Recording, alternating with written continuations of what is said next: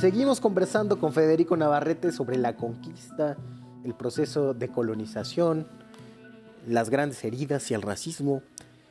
Y es muy interesante lo que nos cuentas, Federico, pero hay algunas cosas que, por lo menos a mí me gustaría preguntarte. Primera, dices que la lengua o la imposición de la lengua española fue un asunto más bien ya del México independiente. Y sin embargo, ya desde la génesis de ese México independiente, eso ni siquiera era una discusión, estaba superado. De algún lado tenía que venir esa inercia, ¿no? Si no, a alguien se le habría ocurrido redactar leyes en otra lengua. Y pienso también que hay otras cosas que determinan a las sociedades que suelen ser menos visibles y que generan estructuras sociales más perdurables. Por ejemplo, además de un régimen lingüístico que ya había, donde la dominación política se pensaba en español, ¿no? Aunque a veces para implementarse, como dicen los que hacen políticas públicas, tuviera que hacerse en otras lenguas, había también un régimen estético, un modelo de familia donde el hombre blanco ya ocupaba un lugar preponderante. No era lo mismo ser hombre si eras blanco o si eras indígena. Y, por ejemplo, la belleza indígena era algo ya exotizado, depositado nada más en las mujeres, no en los hombres. Lo mismo con las mujeres negras, mulatas, etcétera, etcétera. Es decir, también, además de un régimen lingüístico, había ya un régimen estético. No son esas ya configuraciones fundamentales de eso que nos dices que sucedió en el México independiente? Definitivamente, ¿no? De hecho, o sea, recuerdo el dicho que le atribuyen a Vasconcelos, de que la conquista de México la hicieron los indios y la independencia los españoles.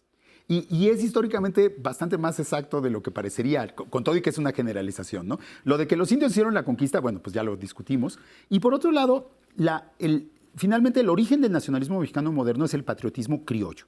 Son una serie de ideas de lo que es México que constituyeron las élites criollas de la Nueva España, que se sentían lesionadas por la corona española porque la corona española los discriminaba a los criollos, aunque eran el sector privilegiado de la sociedad, no le daba acceso a los puestos más altos del gobierno y de la economía.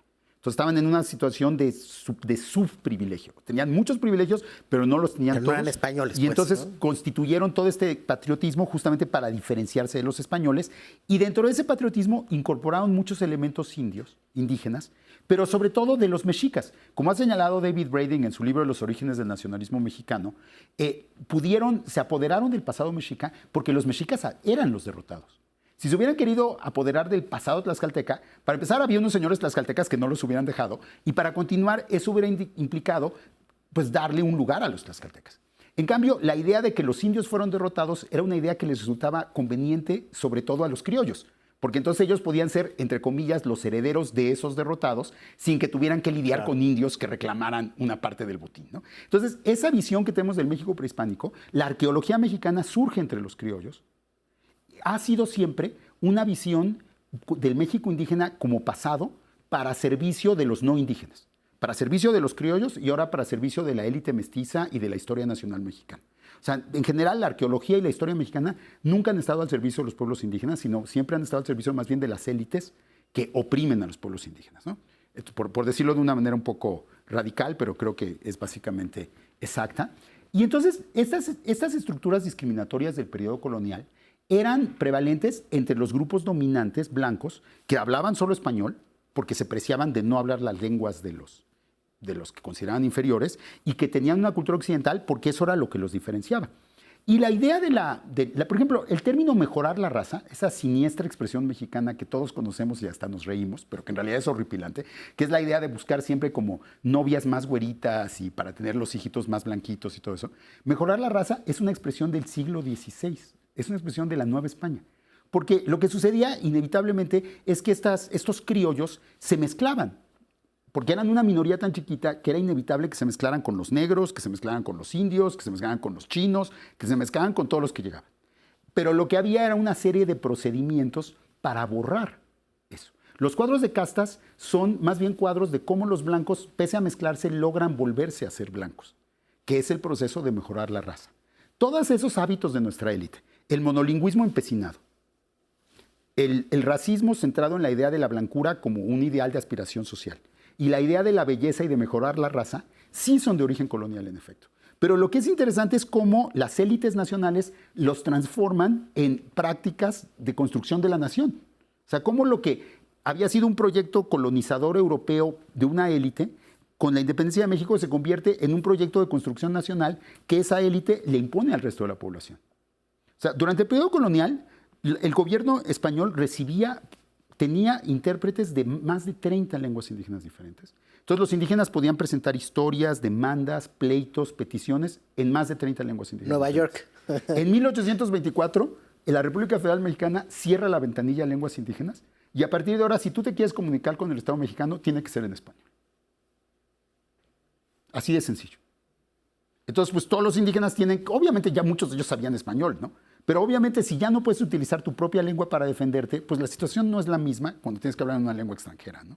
Y así. Entonces, lo mismo pasa, por ejemplo, la corona le interesaba proteger la propiedad comunal indígena porque los indígenas eran tributarios y entonces la corona necesitaba los tributos de los indios. Entonces, mejor que tuvieran tierras, las trabajaran y pagaran tributos.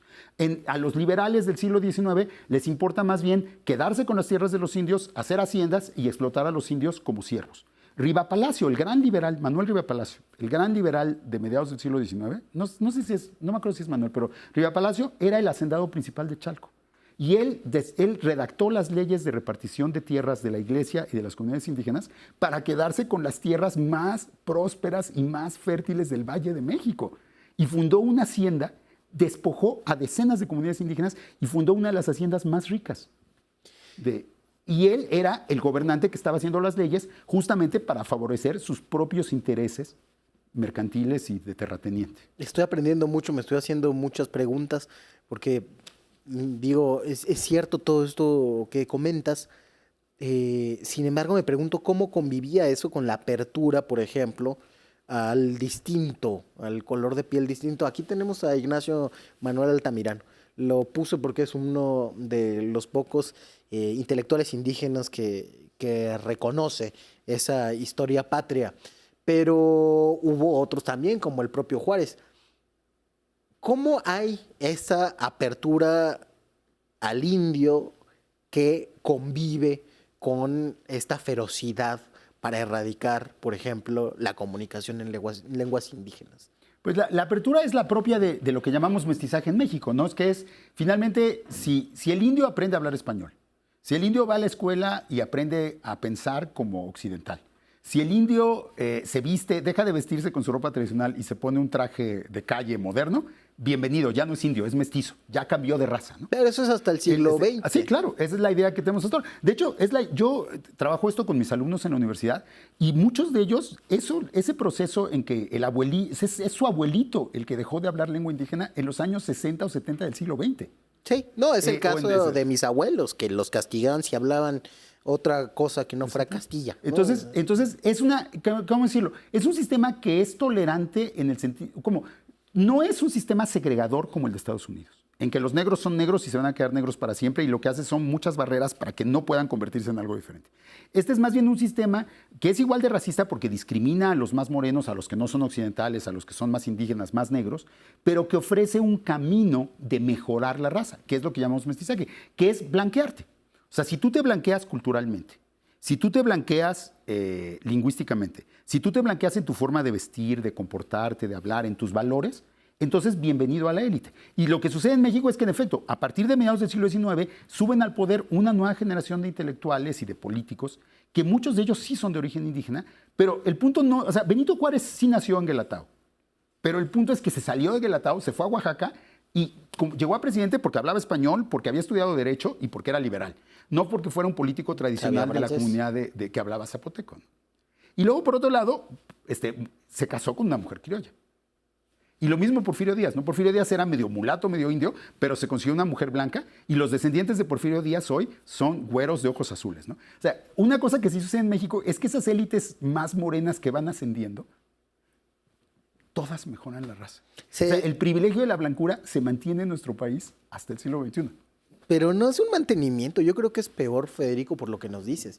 Aquí se hace la teoría del mestizaje para incorporar al indígena desindigenizado, por decirlo así, como nos estás diciendo, ya una práctica en el siglo XIX, en el siglo XX se formaliza y se teoriza sobre ello.